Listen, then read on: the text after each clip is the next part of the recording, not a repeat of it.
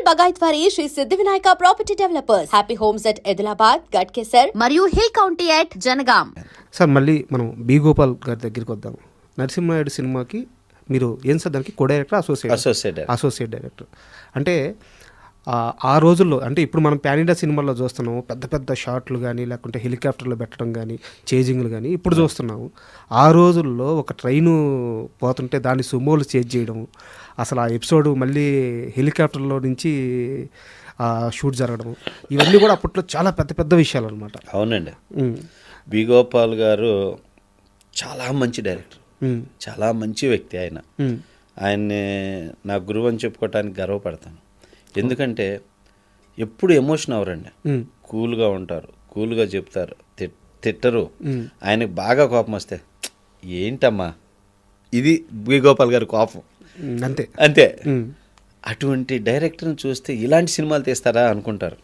ఆయన చేసినన్ని హిట్ సినిమాలు అంతే కదా. సమరసింహారెడ్డి కానివ్వండి, లారీ డ్రైవర్ కానివ్వండి, మన నరసింహనాయుడు కానివ్వండి, ఇంద్ర కానివ్వండి, ఇట్లా స్టేట్ రౌడీ చాలా సినిమాలు చేశారు. సో ఆ సినిమా చేసినప్పుడు డబుల్ యూనిట్ వర్క్ అనమాట. ఈ ట్రైన్ చేసి సుమోలు విక్రమ్ ధర్మ మాస్టరు, నేను సముద్ర నేడు ఉంచేసి మనం రెండో యూనిట్కి వెళ్ళిపోదామని చెప్పి బాలయ్య మన ముఖేష్ ఋషి విలన్ సీన్స్ అనమాట. అక్కడ హెలికాప్టరే. అవును. అట్లా మా కో డైరెక్టర్లు అటు వెళ్ళారు. మాస్టర్ తోటి నేను ఈ సుమోలు చేసి మమ్మల్ని ఇటుకొట్టుడు అనమాట. డబుల్ యూనిట్ వర్క్ అనమాట అది చేసింది. ఓకే. నరసింహనాయుడు వర్క్. ఆ చేజింగ్ సీన్ అంతా మీరు డైరెక్ట్ చేసిందని అయితే లేదు, విక్రమ్ మాస్టర్ అసోసియేట్ డైరెక్టర్గా నేను ఫాలో అయ్యేవాడిని. ఓకే. చేసింది ఫైట్ మాస్టర్ విక్రమ్ ధర్మ గారు. అండ్ నరసింహనాయుడు సినిమాలో వాళ్ళ బ్రదర్స్ని ట్రైన్ ఎక్కించి యూఎస్ పంపించేయాలి. అవును. అక్కడ ఇంకా అందరినీ కొట్టుకుంటా వచ్చేసి ప్లాట్ఫామ్ మీదకి రాగానే ఆ కత్తి ఇట్లా చేతిలో పట్టుకొని ఆ బటన్స్ ఇట్లా వదిలేస్తుంటారు అనమాట. గాలట్ట వస్తుంటే స్లో మోషన్లో ఒక జస్ట్ ఒక 3 సెకండ్లు అట్లా నడుస్తారు. అద్భుతమైన షాట్స్ అవి. సో అవి రిలీజ్ అయినప్పుడు అది ఆడియన్స్ రిసీవ్ చేసుకుంటే మీకు ఎలా అనిపించింది? పనిచేశారు కదా. అయ్యో అసలు అది చేసేటప్పుడే మాకు తెలిసిపోయిందండి. నరసింహనాయుడు వర్క్ చేసేటప్పుడే తెలిసిపోయింది. ఎందుకంటే ఆ షార్ట్స్, ఆ బ్లాస్టింగ్స్ కానీ, ఆ చేజింగ్స్ కానీ చూస్తూ ఉంటే చాలా పెద్ద హిట్ సినిమా అనేది మాకు వర్క్లోనే తెలిసిపోయింది. అరకు రైల్వే స్టేషన్లో గుద్దుకుంటా రైల్వే ప్లాట్ఫామ్లోకి రావటం సుమోలు, ఫస్ట్ టైం అట్లా రైల్వే ట్రాక్ మీదకి రావటం బళ్ళు అలా చేయటం కానీ, అన్ని సుమోలతోటి చేజింగ్ కానీ, బాలయ్య బాబు వస్తుంటే అలా కత్తులు కింద పడిపోయి ఒక్కొక్కరు బ్యాక్ వెళ్ళటం కానీ, ఇవన్నీ బిల్డప్స్ అన్నీ అద్భుతం అనమాట ఆ సినిమా. తర్వాత మీరు అన్న కత్తి పట్టుకొని ఫ్యామిలీని సేవ్ చేసి వెళ్ళే ఎపిసోడ్ కొత్త వలస రైల్వే స్టేషన్లో చేసాం. ఆ ఎపిసోడ్లో అయితే బాలయ్య బాబు ఆ కత్తి పట్టుకొని ఆ ఫ్యామిలీని సేవ్ చేసుకుంటూ తీసుకెళ్ళేదైతే అద్భుతమైన సినిమాని అలా ఉడికిచ్చింది ఆ ఎపిసోడ్. సినిమా అంతా చాలా అద్భుతంగా అలా జరిగింది. ఆ జరిగిన టైంలో సినిమా రిలీజ్కి వచ్చింది. రిలీజ్ టైంలో ఇప్పుడు ఆర్డర్ వేయాలన్నమాట. సీన్ ఆర్డర్ వేసి ఫైనల్ ఇంటర్వ్యూలు ఎక్కడ ఇదేంటనేది మొత్తం ఫస్ట్ ఒకటి అనుకుంటాం, చేసినాక కొంత వస్తుందండి. అప్పుడు మన బి గోపాల్ గారు గోపాలకృష్ణ గారిని పంపిస్తే, గోపాల్ నన్ను సముద్రాన్ని నాకు వదిలి నేను ఒక ఆర్డర్ వేస్తాను, నువ్వు నాతో వచ్చారని గోపాలకృష్ణ గారు పరచూరు గోపాలకృష్ణ గారు తీసుకెళ్ళి ఇంటర్వ్యూలు మార్చాం. ఇంటర్వ్యూలు ఏంటంటే రైల్వే స్టేషన్లో వీళ్ళు కత్తులన్నీ పడేసి వెళ్ళిపోయేది. అవును. అద్భుతమైన బిల్డప్ హీరోయిజం అది. అవును. మార్చి మేము ఎక్కడ చేసాం, అన్నదమ్ములు వస్తేనే నేను పెళ్లి చేసుకుంటా, మా అన్నయ్య వాళ్ళు వస్తే అని చెప్పి ఒక సాఫ్ట్ సెంటిమెంట్ ఇంటర్వ్యూల దగ్గర ఇంటర్వ్యూలు చేసాం. అవును. బి గోపాల్ గారు అప్సెట్ అయ్యారు. అదేంది గురువు గారు అంత పెద్ద బిల్డప్ వదిలేసి అక్కడ మనం ఇంటర్వ్యూలు చేసామంటే ఎట్లా గురువుగారు అన్నాడు. కాకపోతే బి గోపాల్ గారు ఏంటంటే రైటర్లను బాగా నమ్ముతారు, పరచూర్ బ్రదర్స్ని బాగా నమ్ముతారు. ఆ లాస్ట్ మినిట్ నిర్ణయం అంటారు చూడండి, 11th hour డెసిషన్ అంటారు. అది గోపాలకృష్ణ గారు గట్టిగా చెప్పారు. గోపాల్ మమ్మల్ని నమ్ముతావు కదా ఈ విషయం నన్ను అంటే, ఓకే చిన్నబ్బాయి అని చెప్పి గురువుగారు గోపాలకృష్ణ గారికి చెప్పి అలాగే ఫిక్స్ అవుదామని చెప్పి చూస్తే, అప్పుడు గోపాలకృష్ణ గారు గోపాల్ గారికి ఏం చెప్పారంటే, ఒక అద్భుతమైన కథ సెకండ్ హాఫ్లో ఉంది. ఈ ఇంటర్వెల్ ఎపిసోడ్ బిల్డప్ కోసం తెస్తే కథ అంతా సెకండ్ హాఫ్ అవుతుంది. ఫస్ట్ హాఫ్ పర్వాలేదు అంటారు, సెకండ్ హాఫ్ చాలా బాగుంది అంటారు, ఫస్ట్ హాఫ్ కూడా సూపర్గా ఉంది అనేది మనం ఎందుకు వదలాలి అని సెకండ్ హాఫ్లో ఉన్న కథను కూడా కొంత ముందుకు తెచ్చేశారు ఆయన. ఓకే.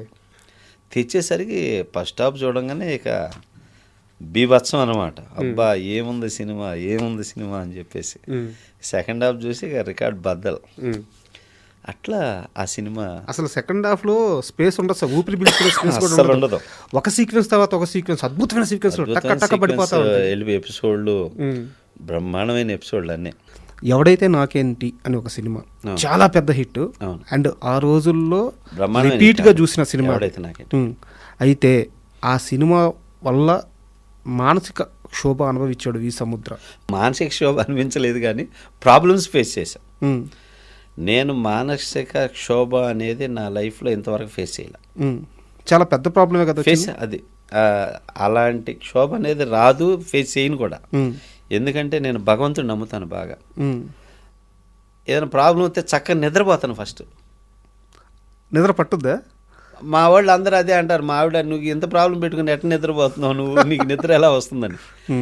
ఏమి పెట్టుకుని వదిలేస్తాను అంతే, అట్లా అనమాట. అందువల్ల నేను క్షోభకు గురైన సిచ్యువేషన్ నాకు ఏదీ లేదు. ఏం సార్ ఆ సినిమాకి వచ్చిన సమస్య? అయితే ఏంటంటే ఆ సినిమాకి ఏంటంటే సింహరాశి 2001 మధ్యలో రాజశేఖర్ నాతో సినిమాలు చేయాలని చెప్పేసి ఆ కథని ఈ కథని అన్నీ చెప్పి పంపించేవాడు. నాకు ఈ కథ నచ్చలా నేను చేయను, ఈ కథ నచ్చలా ఇది చేయను, ఇది నచ్చలా ఇది చేయను అని 5 సంవత్సరాలు 5 సినిమాలు రిజెక్ట్ చేశాను నేనే యాజ్ ఏ డైరెక్టర్గా. అవన్నీ నీకు హిట్ ఇచ్చాననే ఓవర్ కాన్ఫిడెన్స్ ఎక్కువైపోయింది, నువ్వు నాకంటే పెద్ద ఇదా, నేను ఇంత హీరో అంటుండేవాడు. సార్ నాకు అలాంటివి ఏమీ లేవు సార్, అలా అనుకోకండి దయచేసి అనేవాడు. హిట్ చేసి చూపిస్తా అనేవాడు. ఇలా అన్నీ ఫ్లాప్ అయ్యాయి. అయిన తర్వాత కంటిన్యూ ఫ్లాప్ అయ్యేసరికి 2001 తర్వాత 2007 రిలీజ్ ఈ సినిమా, February 9th. ఈ మధ్యలో రాజశేఖర్కి ఒక్క హిట్ లేదు సినిమా. సార్ కరెక్ట్ చూసుకోండి. అవును, లేదు. అప్పుడు సముద్ర చెప్పిందంతా నిజమేనేమో కదా, సముద్రాన్ని మళ్ళీ టచ్ చేద్దామని మళ్ళీ వస్తే నాకు నచ్చట్లేదు అంటున్నాడు ముందు ప్రతిదీ అని చెప్పి వాళ్ళు ఫీల్ అయ్యారు. అప్పుడు పరుచూరు గోపాలకృష్ణ గారి ద్వారాగా టచ్లోకి వెళ్ళి, ఏమండి ఈ సినిమా కొన్నా ఒకసారి సముద్రాన్ని మీరు అడగండి అంటే, పరుచూరు గోపాలకృష్ణ గారు నాకు ఫోన్ చేసి, ఎరా ఇట్లా రాజశేఖర్ గారు జీవితం చేశారు, 10 సినిమా నచ్చలేదు అంటున్నావంట. అవును గురూజీ నాకు నచ్చలే, అవన్నీ పోయినాయిగా, కళ్ళ ముందు కనపడుతున్నాయి కదా, అవి నచ్చలా. నేను నిజంగా లేకపోతే రాజశేఖరమైన నా హీరో, నువ్వు నన్ను డైరెక్ట్ చేసిన హీరో ఆయన అంటే నాకు లైఫ్ బతికున్నంతవరకు నాకు రెస్పెక్ట్ ఉంటుంది రాజశేఖరమైన. సో నేను చేయకూడదని కాదు, సరైన కథ చేయాలని అని చెప్పా. సరే అట్టయితే ఈ సినిమా ఒకసారి చూడు, నచ్చితే ఇది అన్న చేద్దాం, ఒకసారి నువ్వు చూసి నాకు చెప్పాలి. నేను చూసా, అది రీమేక్ మలయాళం.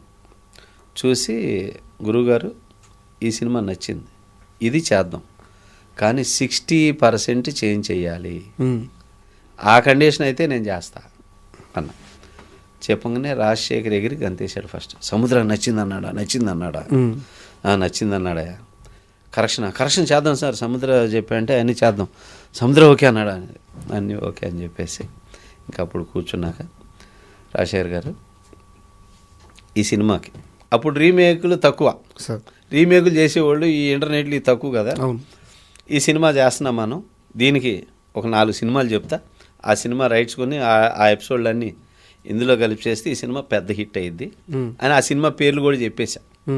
ఆ ఎపిసోడ్లన్నీ తీసుకున్నాం, చేసి తీసుకొడుతుంటే సినిమా 70%కి వచ్చేసరికి ఇది ఒక బ్లాక్ బాస్టర్ లెవెల్ కనపడిపోతుంది, అర్థమైపోయింది. ఈలోపు రాజశేఖర్ గెటప్లు కూడా ఆఫ్టర్ సింహరాశి సినిమాలన్నీ రకరకాలుగా ఉంటాయి.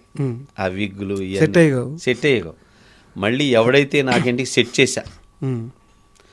చేసిన దగ్గర నుంచే పడింది వాళ్ళకి మనసులో, అమ్మ ఇది మళ్ళీ నా లుక్ వచ్చేసిందని. అట్లా అది ఏమి తీసుకొచ్చాను అది అన్నీ స్క్రీన్ మీద ప్రజెంట్ అవుతూ వచ్చేసరికి వాళ్ళు ఈ సినిమా సక్సెస్, రేపు డైరెక్టర్ పట్టుకుపోతాడు, మనకేముండదు, ఈ పేరు డైరెక్టర్కి వెళ్ళకూడదు, ఇది డిస్టర్బ్ చేయాలని వాళ్ళు మాట్లాడుకొని కుట్రలు చేసుకొని నన్ను డిస్టర్బ్ చేశారు. సెట్లో ఇల్ ట్రీట్ చేసేవాడు. అదే ఇల్ ట్రీట్. నేను షార్ట్ పెడితే బాగలేదనే వాళ్ళు లేడు ఇంతవరకు పెద్ద పెద్ద కెమెరామ్యాన్లతో సహా. రాజశేఖర్ గారు కూడా ఏం షార్ట్ పెట్టావు సముద్ర అనేవాడు రాజశేఖర్. ఈ రైటర్లో కూడా కొంతమంది దొంగ రైటర్లు ఉన్నారు, ఎక్కేసే రైటర్లు.